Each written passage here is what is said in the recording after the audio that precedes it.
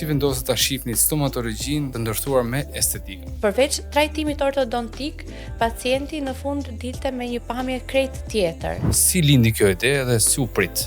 Çdo që ka vështirësitë e veta, sidomos kur je e re. Mendon se po sjell një vlerë të shtuar në treg? Po, mendoj se po, sepse nuk është e lehtë të hapësh një day hospital. Sa lidhur është bukuria me shëndetin dhe mund të jetë bukuria një pjesë e mirëqenies? Kur një njeri është i shëndetshëm, patjetër që ka dëshirë të duket bukur. Si e balanconi rolin e stomatologës dhe sipërmarrëses në të qenit nën? Faktikisht është shumë e vështirë, të paktën tani që unë sapo jam bërë mama e 2 fëmijëve, pra djali ka 1 muaj që ka lindur dhe është diçka e re për mua. Si e shihni të ardhmen e dentistrisë dhe bukurisë në Shqipëri? Mendoj se do jenë gjithmonë edhe më shumë të lidhura me njëra tjetrën. Jemi ne në hap me gjithë botën? Po, mendoj se po.